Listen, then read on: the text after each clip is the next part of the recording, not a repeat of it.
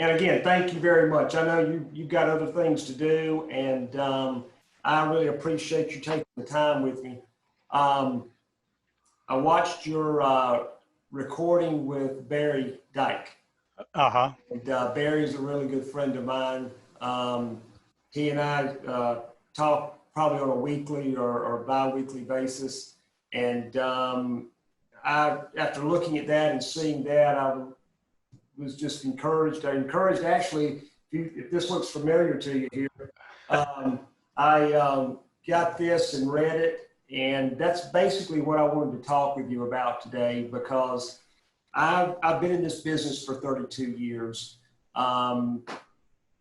Worked with clients mainly through the late 80s and 90s with life insurance and annuity products. And got into the 2000s and got more into economics and what people were doing and the human factor, got into some of the selling systems of LEAP, looking at kind of pulling the skin off financial planning and looking down deep underneath, and realized that there's a real deficit of leadership or those advisors giving knowledge in the financial field. And since that point, I've been on a hard study, so to speak, to educate, to help people to understand. Again, I've been in this business for 30 plus years. I've still got the exact same client. My very first client is still my client to this day. And I think there's two sides or two parts of the investment world, and there's the human factor and there's the investment factor. And I don't think enough attention is being paid to the human side of things. And I get from your book, I'm a Christian, as like you are. I see that your faith coming out in your book. And that was one of the things that drew me to that. And I just kind of wanted to walk through some of the topics in the book that you've gone through and just get a little further detail on that and get your perspective on that, if I could. No problem. Anything that you want to start off with there and tell me how the book came about and explain that a little bit, that would be great. Yeah, I actually touched on that, but I felt compelled, I guess probably about 4 years ago, Doug, to revisit and update Escaping the Coming Retirement Crisis. And I wrote that, I think it was in 95, if my memory's right now, a long time ago. Yes. And, the major socioeconomic theme I had in that was the fact that when we got into the decade we're in now, that the major issue socioeconomically was going to be tension between workers and older folks because of the burden the workers were going to have to carry, Right. provide what the older folks were getting. And and it was obvious at that time, I mean, where the demographics were heading. Right. So as we were coming to 220 and felt compelled, that I should go ahead and do an update. And I did that. And then I didn't do anything with it and left it sit. And probably about a year or so later, I felt compelled that I should get back to it. And as I was doing that, I realized that, the working title I had then was Revisiting Escaping the Coming Retirement Crisis. And so I was getting back into it. I realized, this is going to be the 20th anniversary of when the legislation was enacted for 401k. Right. And I think I should change the title of it. And then the other thing I realized was that if I kept the Revisiting Escaping the Coming Retirement Crisis, people that got it would think I had answers for them, and I didn't. Yeah. Right. And so I thought, well, shoot, I don't want them thinking that, because I don't have an answer. So that's kind of why I changed the title of it then, and how Okay. I got to where it went. Have you had good results as far as the sales and the interest and all from the book? It's pretty minimal.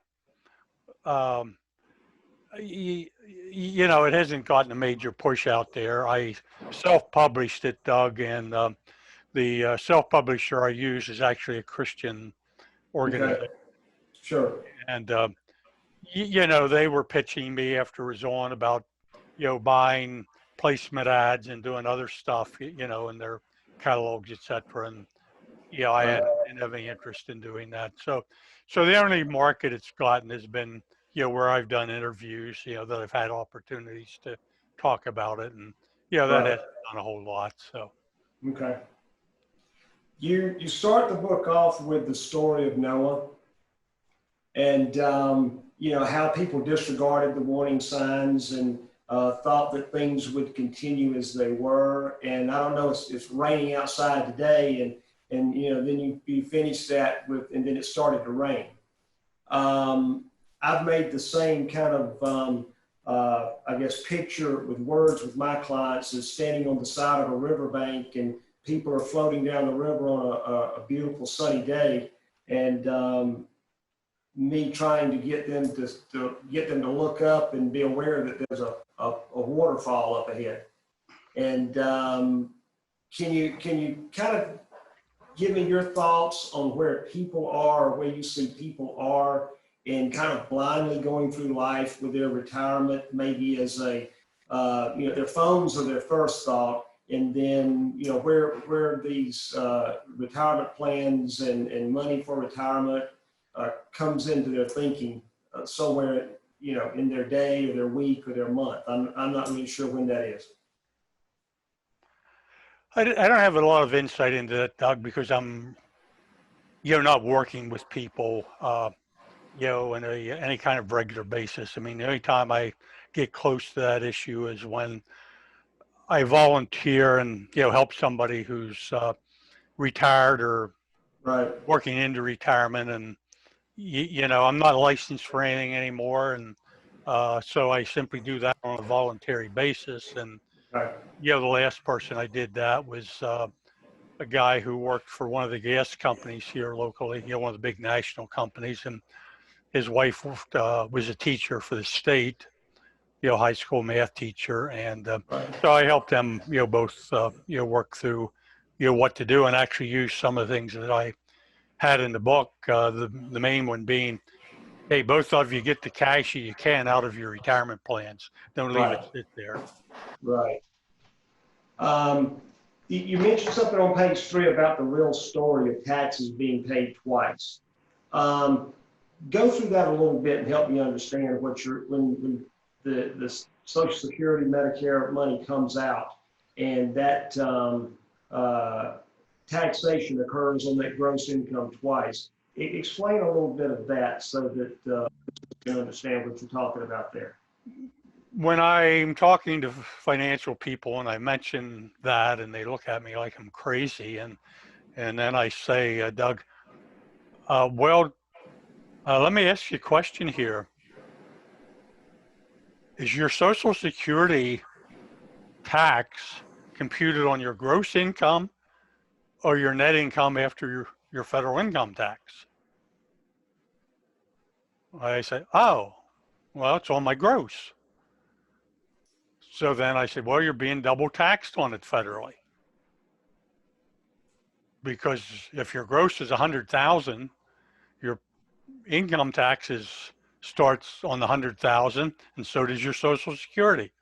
Yeah, Okay, so that's kind of what I'm referring to. And people sure. don't realize the fact that, you know, they're paying income tax on their Social Security tax up front, you know, the Right. money going into Social Security.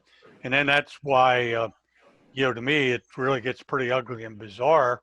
At the back end, when you're getting your benefit now, you may have to Right. pay tax on 85% of your benefit Absolutely. coming out. That's exactly right. Let me ask you this. You designed this thing, so to speak, back in 78, 80, those years. Where do you think, with the situation that we've been given today, what is the next advancement as far as retirement goes? Where do you, or is there anything that you see out there on the horizon from a tax standpoint, from an IRS code standpoint? what would be the next advancement in retirement planning? Do you see anything out there like that? There,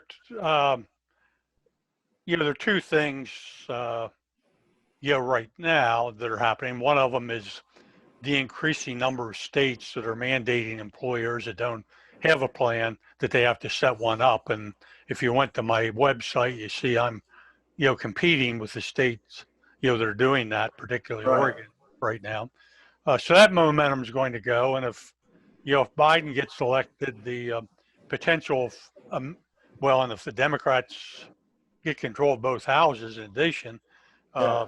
uh, mandate that all employers have to offer something, uh, becomes much greater, if that happens. And I'm not Right. opposed to that. I mean, my opinion, major problem we have is about almost half the workforce doesn't have any help saving for retirement. And, Right. the biggest benefit of 401k is helping turn spenders into savers by making Sure. saving the first priority.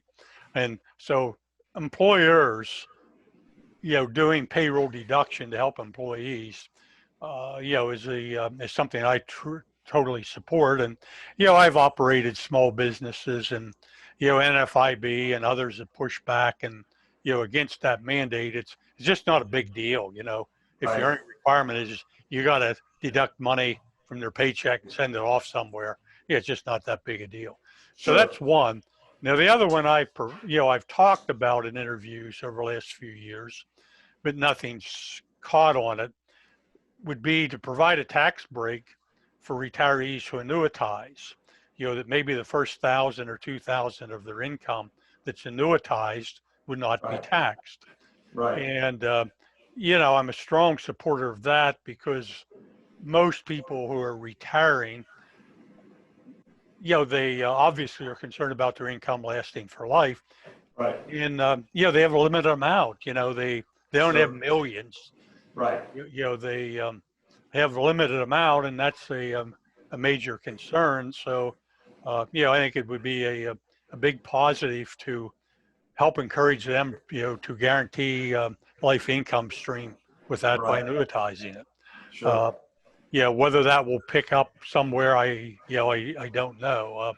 Politically, it should be, frankly, very popular because there would be minimal revenue impact with it. Right. Beyond that, once we get through this election, crap, who knows, what we I know. might I get know. there. Let me ask you this: do you think there's any opportunities out there with the laws of ERISA that are in place now, that there's some type of takeover? They talked about the guaranteed retirement accounts and that type of thing during the Obama years. Is there an opportunity there for them to come in and to take this qualified money in their possession from a government standpoint, and then move that to a position like Social Security and pay 3%, 4%, whatever number that is that they determine for retirement income from this money for future retirees? Is that anything? Yeah, and anything's possible, Doug. I would see the likelihood of that being much greater as an option, rather than a mandate.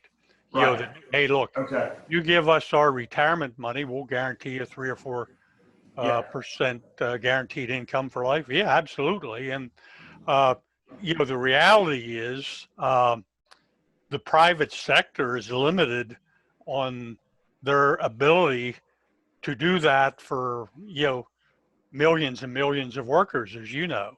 Sure. Sure. They're required to hold pretty major reserves Right. for annuities, and to Yes. take 10 million retirees all of a sudden, now if they're able to convert and get tax free, annuitized income, Right. the government's in the best place to back that up. Absolutely. Absolutely. Um, what there was a time there, and this is going back to the book, it's around page 30, I think, in the book, when you changed your mind or your position, and it may have been from a corporate standpoint, to stop focusing so much on the higher paid employees or owners. officers, because that's originally how this thing was designed, speaking about the 401k, to where it was more focused on the employees. What was your thinking there, and how did that come about from where you were at and what you were doing? Yeah, that didn't really change, Doug. But kind of why that happened as a shift is the fact that when going back to 1980, the major corporations had in place thrift and savings plans. Those were plans where employees put their money in after tax and they got an employer match. You may be aware of that.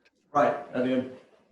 And the reason I knew this was going to get big fast was the marginal tax rate at that time was in the 70% range. Okay. So I knew once we started to get publicity of this, and the senior execs in those big companies who were putting at that time $30,000 in after tax realized, hey, there's a way we might be able to do this pre-tax at 70% tax marginal tax rate. They were going to jump on it. Absolutely. So yeah, that was why it caught and went big fast, because of the Fortune 500's conversions. And the way they did that was they kept those plans and they just added an after-tax provision and said, now you can either do it pre-tax or after-tax. Now what happened, Doug, and I may have written about it in the book, I don't remember, were those plans that were in existence, those thrift and savings plans, were primarily just glorified Christmas clubs. Right, you did, that's right. Most of the employees just strip their money out every year at the end of the year.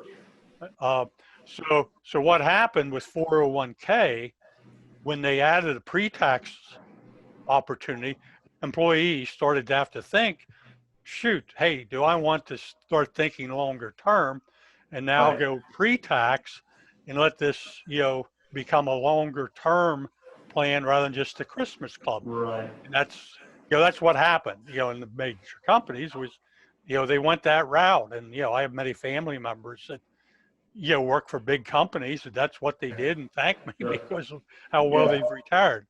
Yeah. But the other segment, which I knew was going to, from the get-go, was going to be major, were all of the other employers who never had defined benefit plans. Mm-hmm. That this was going to be a huge opportunity in that market for those employers to be able to offer something, to their employees that would do a lot to help them, accumulate monies for retirement. And, and that market clearly weren't the big wage earners, Right. The lower end. And 401k, while it was, a tax break for CEOs, CFOs, and so forth in the big companies, back in that day. It's at this point, it's no big deal to them. I mean, it's pretty meaningless to them. So, it's really a great benefit for middle income, the people making 30 to 150, 200, 250,000, that's the group who really benefits from it. I'm going to skip forward a little bit here.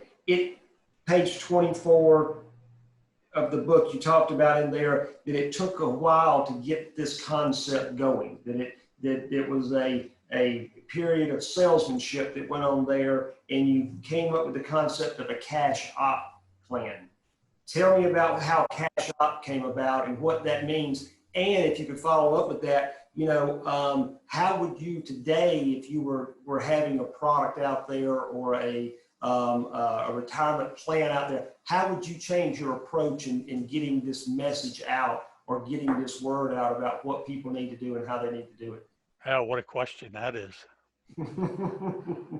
Well, the cash op came about because we couldn't copy or trade right. Say that again. I'm sorry, I couldn't understand. That happened because we were told that we could not copyright what we were doing.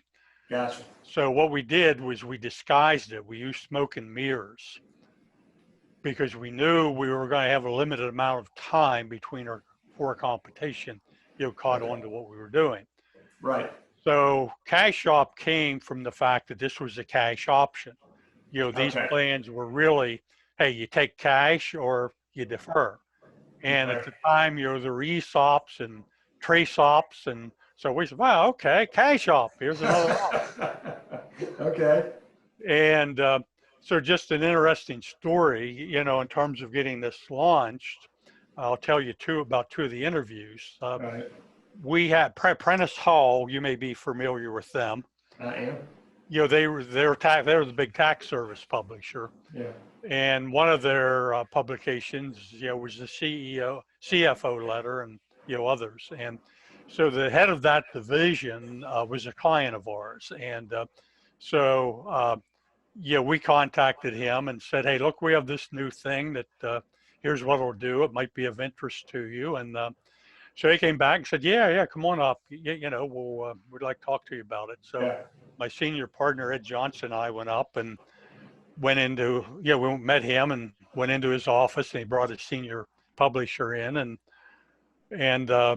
we thought we'd do the interview, and he said, no, come on, we want to go someplace else. Well, we go into this big auditorium, and it's full of all the Wow. writers, I don't know, 20, 30 or more of them.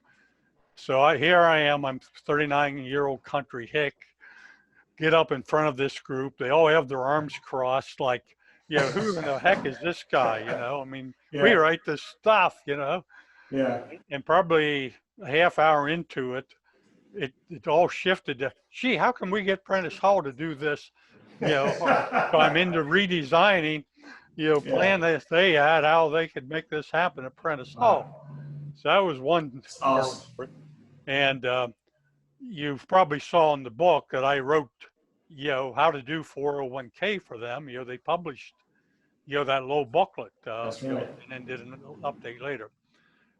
We were working hard to get newspaper coverage, and the first opportunity we had was the Philadelphia Inquirer, and they sent their youngest, newest business writer out to interview, Right. and he went back and he ran the article on a Sunday, and he told me, his phone was lighting up Monday morning with all these tax attorneys, and others were calling him and telling him this wasn't legal. And I provided articles for him over the years. Then, we got to know each other pretty well. And Sure. I said, you thought we really set you up, huh? And he said, well, you checked with IRS, and they kind of verified, that could be possible.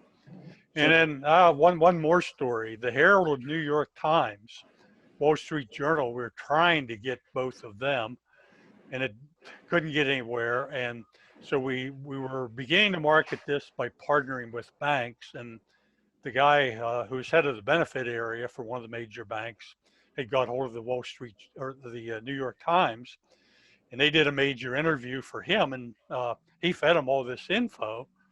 And that article came out, and that's what really put us on the map nationally.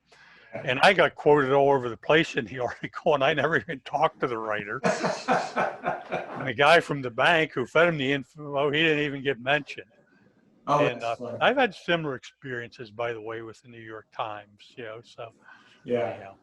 So that kind of answers, it was tough getting it going. Yeah.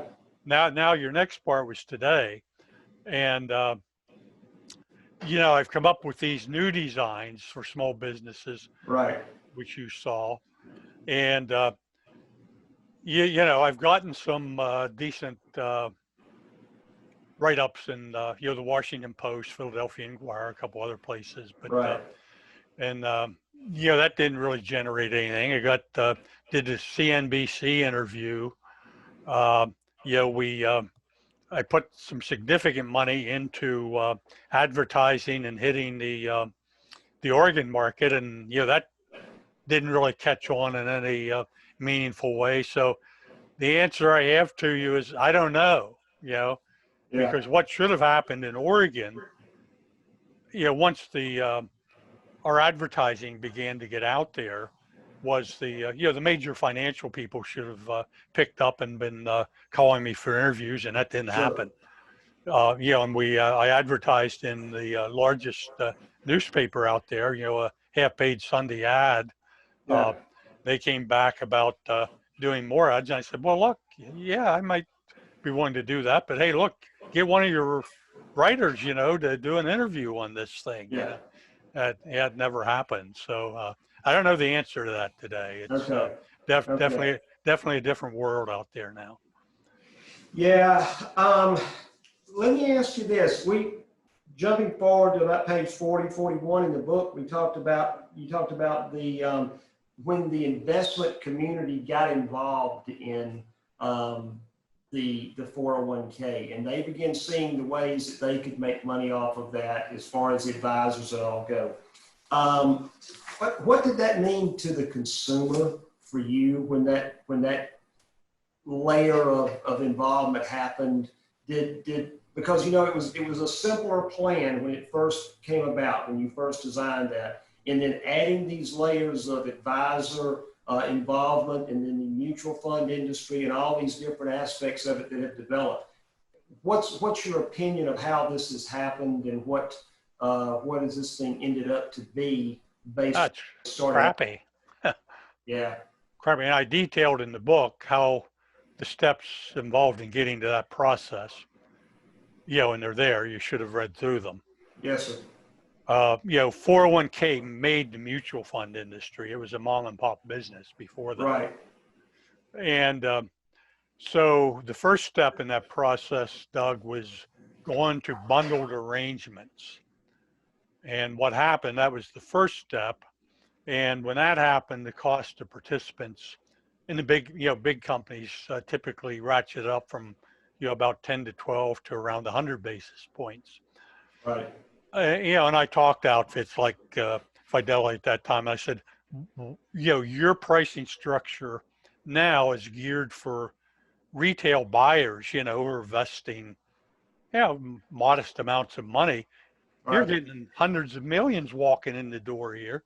Right. You obviously need to change your pricing accordingly. And I was told at that time, well, we have to treat all of our investors the same. And that, of course, as you know, we've evolved now to where American funds may have 10 or 15 different class structures. Okay. Right.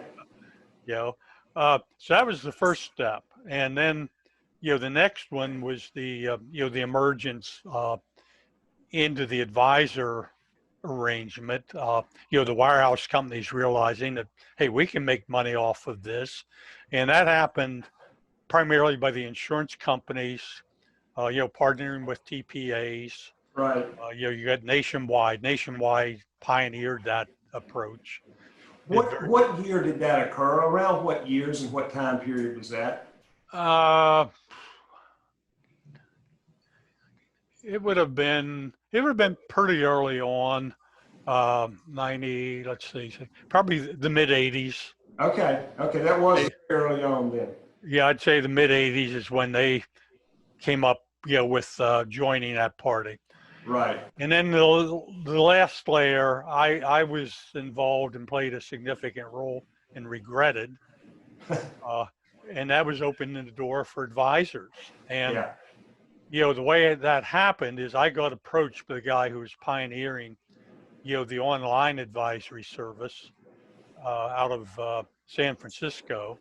Okay. And I became a consultant and a board member to them. And, he approached me with the idea, and, his goal was to make available to participants the opportunity to get actual advice for $10 to $15 a year. Wow, man, this is super. Why not? Okay. Yeah. And so anyhow, their approach was to get employers to pay for this and make it available to their employees. And, they're having a really hard time getting traction on that, because employers were being told you can't provide investment advice. Mm-hmm. And, so that made it pretty tough. Right. I had the opportunity to go to the Department of Labor and work with the Assistant Secretary of Department of Labor. I had gotten to know her. Right. And said, look, you know, you need to put something out there to, let them know that, this is legal. And so she did. She, they put out a pronouncement, said, hey, not only is investment advice legal, but Mhm. we would like the participants to get it if it's done in the right way. Sure. She later, after she left government, became a board member of Financial Engines and made a lot of money as a little side thing. And Yeah. she is a great lady, actually. Okay. Liked her a lot. So that opened the door. And then what happened, Doug, is in order for this to function smoothly, rather than to be very cumbersome, we had to get the investment people, to buy in so that it became seamless in terms of Right. the participants' utilization of it. Okay. And they were dead set against it. I met with the head of American Funds Retirement, not American, one of the others, I forget now, uh, at that time, and he said, "Hey, no way in the world we're going to have some independent entity telling our advisors, or I'm sorry, participants, how to invest their money and impacting our fees." So Right. they dug in and resisted it.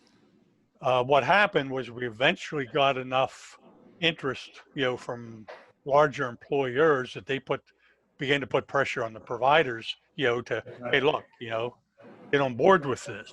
So they Right. began to shift in, and with at Empower, which is the entity I was involved with, they Mm-hmm. were able to begin building those connectivities. Right. Fidelity kept resisting it. They came out with something finally that they called near advice, which was their own solution, and Right. eventually they went on board. But what finally, unfortunately, they woke up to was the fact that we can make more money rather than less money by doing this, by Yeah. adding on another layer of fees. Yeah. And I remember I was speaking at an event for Nationwide, that they were holding for advisors when this was happening. And, Nationwide said, hey, look, if you sell our advice product, you'll get another 25 basis points. So now all of a sudden we got another, 1% getting layered on Right. top here. So it got crappy. So, Yeah. and that's the IRA market. Yeah. Same things happen in the IRA market. So what's happening, Doug, is, the advisors are getting paid as if they're creating a Taj Mahal for every 401k plan. Where all they're doing is Okay. providing canned solutions and Right. getting grossly overpaid. Wow. It's just, I don't know. It was designed. Excuse me. It was designed for one purpose, which is for the consumer. But I guess like most products out there, to some degree, it gets over into the money making um, position for the people that are providing it or the delivery services, and it's turned into a completely different animal than it was originally designed. But it's still being promoted as a product for the people.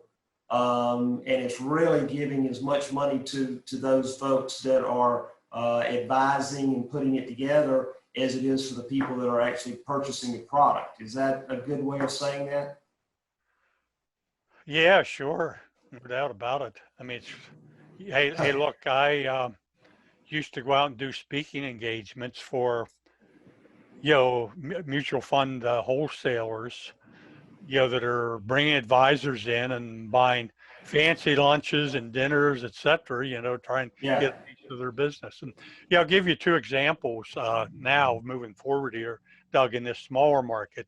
As I've worked on that, I've come up with some new designs, uh, that are certainly very meaningful to that market. And as I was doing that, I got approached by a local little insurance agency with 7 employees that had a 401k and said, hey, would you look at this for us? And I said, sure. And I went in and found out they had one of the largest providers. The employer is paying 1,500 plus a year in annual fees. Mm-hmm. Participants were paying 2.75%. Wow. So I said, hey, take my guide here that I have available, switch to Model 3, it's going to eliminate all your employer fees, and cost participants went down to 0.15%. Wow. In addition, they had a plan that was a lot easier to administer than the 401k. That's significant. Right now, Mm-hmm. I'm working with someone. She's a web designer, web Okay. server, and she's worked hard, build a business, uh, Right. making about 65 a year. Her advisor put her in a solo K and a Roth 401 or a Roth IRA. So she's Okay. put 6,000 a year into the Roth IRA and 16,500 into the solo K.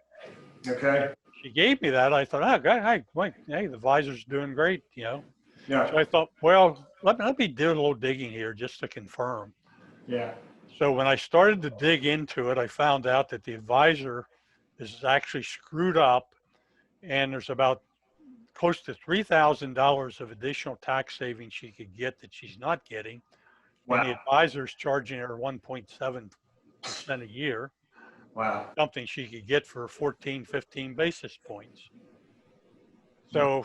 So I've approached her gently because I figured, well, she sent what I sent her to the advisor, and he came back and basically telling me I didn't know what I was talking about.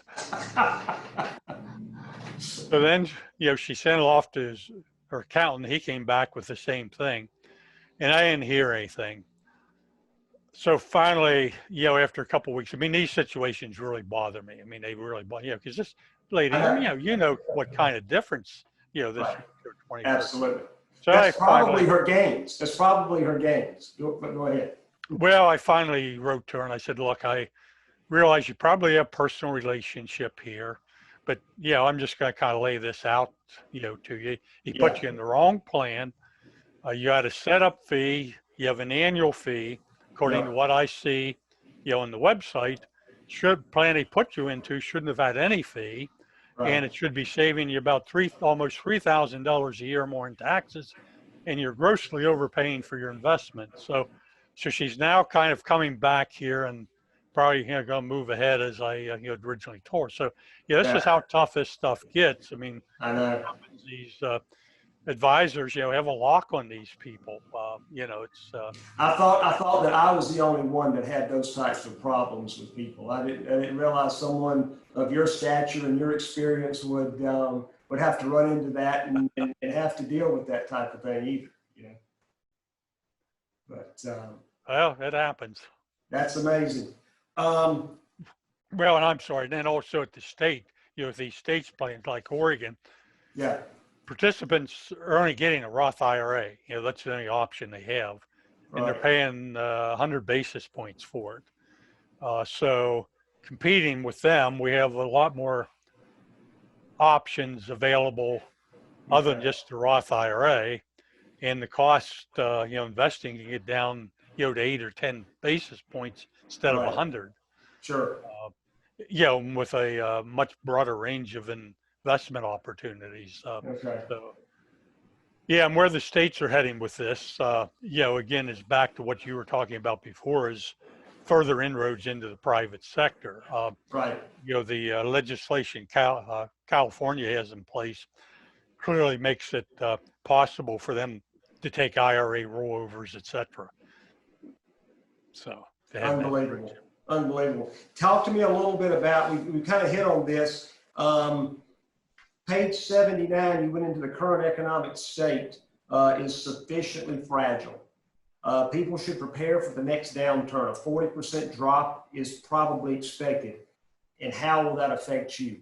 What are you talking to people about that you're working with, or your thoughts on how should people try to protect their money, getting that money either in safer places, guaranteed, secure contracts? What's your opinion on that and thoughts on that, Ted? Well, this couple that I helped that I was mentioning before, he had done very well by investing pretty aggressively heading into retirement, and Okay. fortunately it worked out for him. At the time, well, let me just, he's a Christian. Let Sure. me temper this by telling you I have some feeling where we're heading, things are heading, okay, Okay. from a biblical perspective, and I'll send you a write-up on that. I'd love to see it. Uh, so anyhow, when he was coming out with this money, my suggestion was to just go cash. I said, look, I don't know when this thing's going to blow. I mean, Right. as long as it's been running, historically, the indication would be any time. I Mm-hmm. said, your real opportunity to make money here is to wait for that happen and then to buy back in. Right. you know, Right. I Yeah. mean, I can tell you that's when you're going to have your best shot, but you got to be willing to sit on the sidelines, Sure. for a while. Well, he wasn't willing to sit on the sidelines, so I pointed him to Wellesley Income Fund at Vanguard. Okay. I don't know if you know that fund at all, but that fund has had a phenomenal track record, Doug. And as I pointed out to him, the return on it has been close to what you would get with the normal stock bond mix you'd get from an advisor, but it only went down about 9% in 2.8 compared to about 20, Right. with the mix that he would have, you'd otherwise had at that time. Sure. So he went into that, uh, and he did okay. His timing was all right. He got a Right.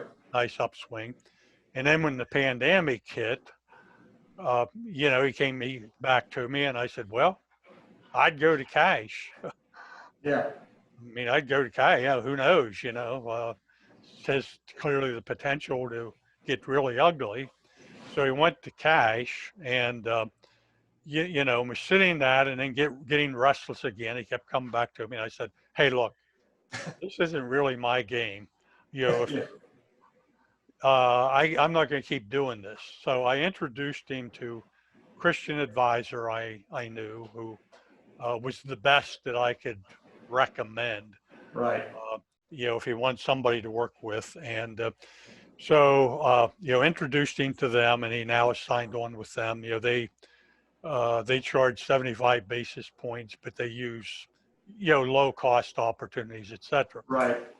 Right. So anyhow, the last involvement I had with him was they were recommending putting 300,000 of what he had, and he had about 1.3 million, that they're Mm-hmm. investing about 300 into a guaranteed rate annuity contract that they've been marketing. And Right. of course, as I mean, they put out volumes of sales information backing up Yes. that. Yes. I simply told him, I said, look, give me a sample contract. I don't look at the sales material. Give me a give me a sample contract so I can look for the gotchas. Right. So finally, finally after a while, the advisor agreed to do that and got it to me. And I found the gotcha, which I expected to find, which is um, contract modification. Hmm. President, vice president, assistant vice president can sign any change. Unbelievable. But then it goes on. However, IRS, something about IRS changes, some language that kind of made it look like that would apply only for IRS type changes, but it was Yeah. certainly clear that it wasn't. And so Right. with that, I pointed out my long history of working with insurance companies and how they put it, to people by not honoring their contract provisions when they were getting squeezed financially. Sure. So that kind of squashed that possibility. Right. That's good. Amazing. Um,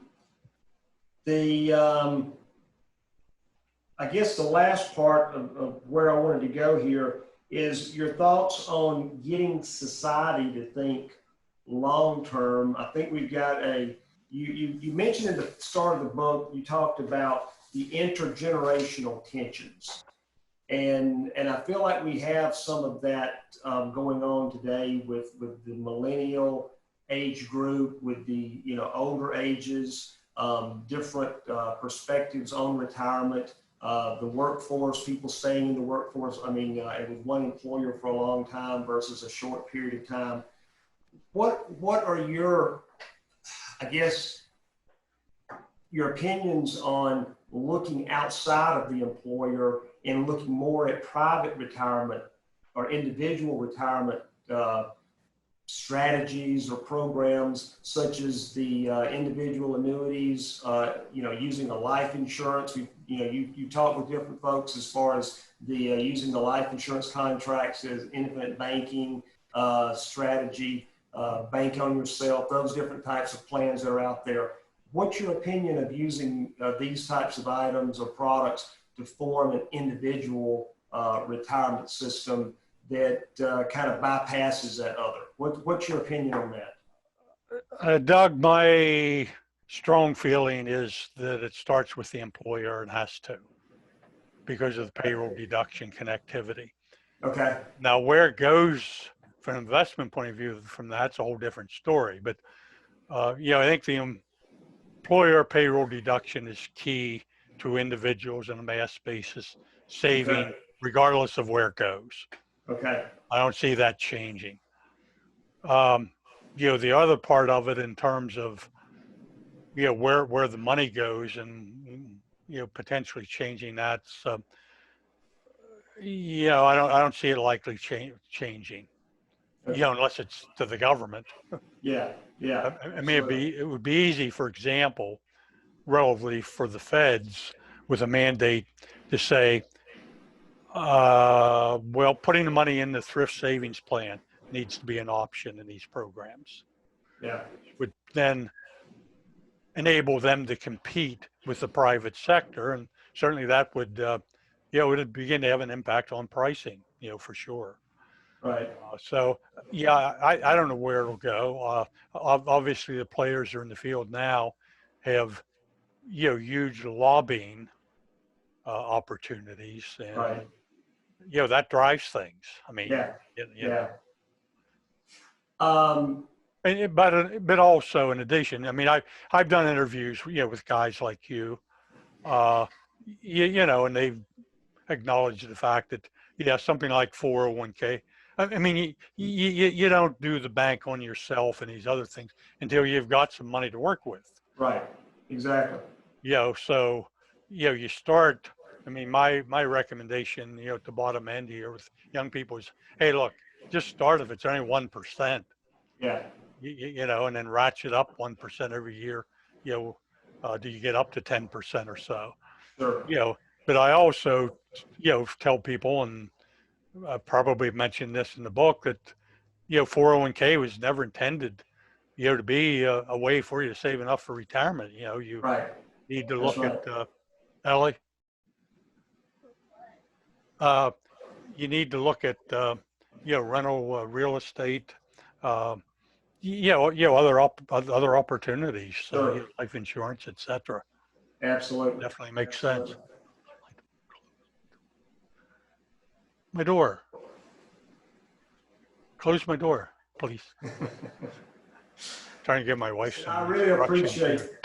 I really appreciate the time we've spent. We've had a good hour here, I think, in going over everything and discussing. This is a fantastic little book, and I want to get some more copies of this from you, because I believe everybody that is thinking about participating in a 401k or is participating in a 401k needs to read this book, needs to see this book, and to understand, because I think what's very important that people kind of neglect is that you need to understand where we came from and how we got to where we are, to understand where this situation or this system is at today and how to move forward with it, and to have the complete picture. And I don't think people have that. And well, for sure. Yeah, I'll send you the organization, that was the publisher, so you can go direct to them if you want, and okay. if you're doing any buying beyond some number, where you can negotiate pricing with them. So, Sure. yeah. Sure. Yeah. Also, just it's interesting. I was contacted a couple of days ago by the publisher for 401k dummies for dummies about Yeah. updating that one. And so that may happen, but I also mentioned to her, that there are two other possibilities. Well, I mentioned the 401k 40 years later, Right. but I also said there are two other titles that could be of interest. One of them is non 401ks for small employers, and the other one is alternatives to state mandated retirement plans. That's And good. Yeah. I'm going to be having a conversation with her on, sometime next week. I'm not sure where those will go, but Okay. they might at least be an opportunity to get something that small businesses will have Right. available that they don't now. I mean, they're just kind of, and the this this solo entrepreneur I mentioned. My suspicion is that most who have been sold solo 401ks, which there are a ton of them out there, it's the wrong answer. Tell me, spend a second, tell me about that. I'm not familiar with the solo 401ks and or the solo Ks. Help me to understand that a little bit. Well, you can obviously go on a website and just do Yeah. solo 401k. This was included in piece of the Obama legislation, um, and I think that was the one. But Okay. what it does is it gives individual, if you don't have any employees, which is where the name came from, you can Hmm. set up a 401k where you can, you potentially put in the 55,000 a year max, or Right. easy to do, and so that's what it got the name. So Design your own system, so to speak, from a one person. yeah, so they got a big push. There are players that really jumped on that market, Okay. and it's okay for those who are wanting to save 25,000 a year or more, but Right. many solo entrepreneurs or even small business owners, the market I'm talking about now is under 100,000. Right. And there are Okay. ton of them out there where they're not looking to put 25, 30, 40,000 a year away from Right. it.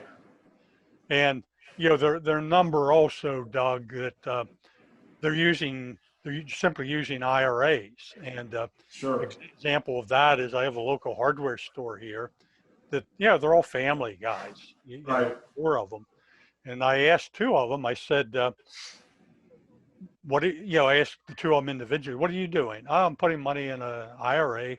Have an advisor that I like. That." Yeah. And the other one told me the same thing.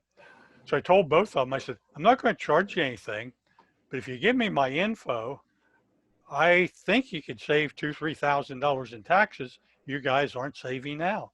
And they said, both of them said, "Well, we like our advisors." I said, "You don't have to change your advisor. I'm not going to invest the money." Yeah. Yeah. Well, they haven't done anything. They haven't more. So this gets back to some of your thing you're looking for is how do you get them? How do you get people to move? Yeah. I mean, Yeah. that's example.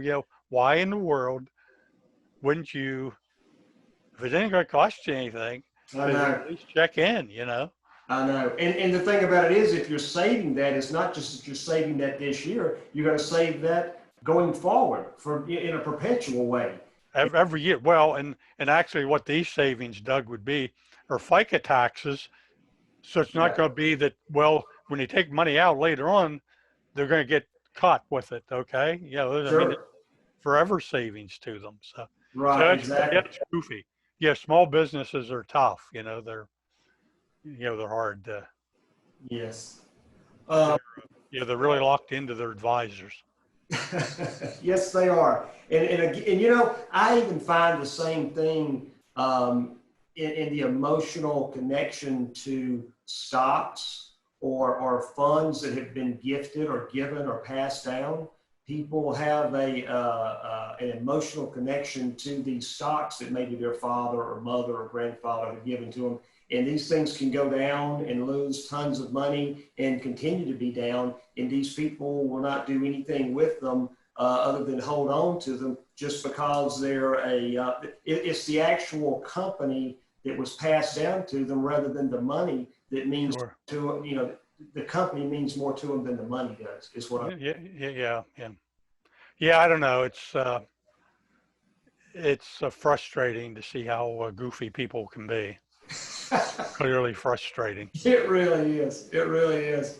Well, listen, thank you so much for your time. I know you've got other things that you would like to do and or be doing today, and for spending this time with me, it is great. Appreciate your work. I know you hear this all the time. You've gotten all kinds of awards, and being the father of the 401k, obviously, that is some high stature out there. And I appreciate the time you had with me, and the information that you've been putting out there over the years it's amazing. I really got into this with the 401k about 2005, 2006, and began learning about what was going on with it. And it's a lot of stuff out there that's good and bad. And I really appreciate you spending the time with me to clarify and help me understand it.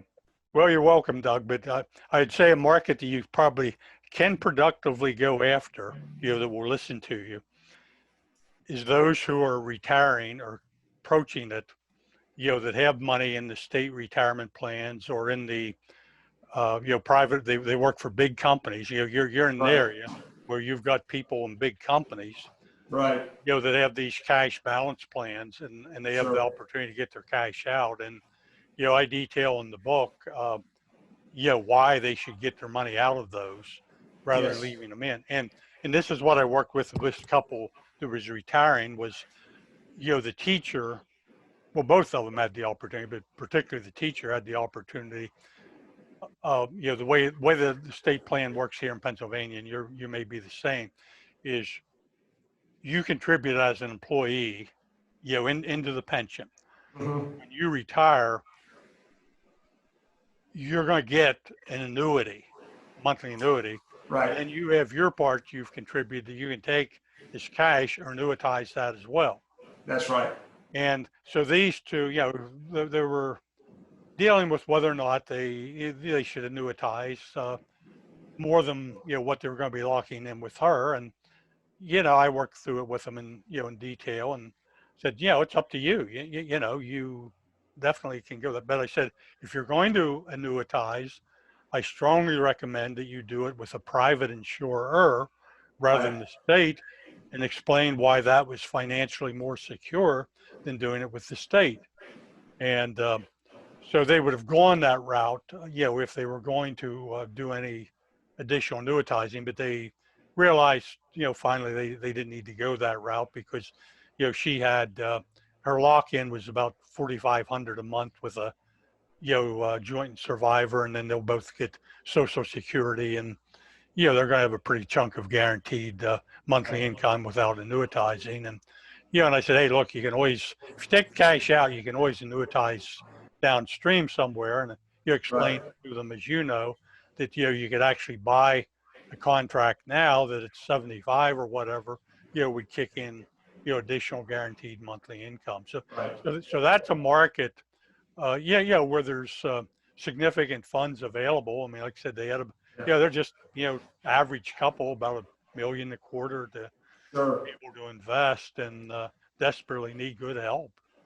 Yes. No, and a lot of those people, and I'll probably say the majority of those people really have no idea about what to do with that. And the problem is that the problem that compounds is that some of those things, once you make a decision, you can't reverse those decisions. Right. Well, and as I mentioned in the book, and hope you would agree,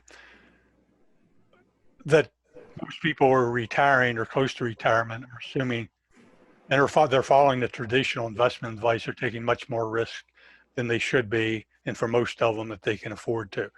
Because the absolute, the problem here is that during retirement, you have the reverse of income averaging working for you. Right. You know, if the year you retire, you get hit with a 25, 30% loss, yeah, you're not talking about new money you're investing to buy cheap. You're Yeah. talking about having to sell more shares to Yes. get the income that you need, and you're dead. That's right. You know, you're dead. Yes. So there's there's just a great opportunity there. Okay. You know, to provide value. Absolutely. Absolutely. Ted, All thank right. you very much.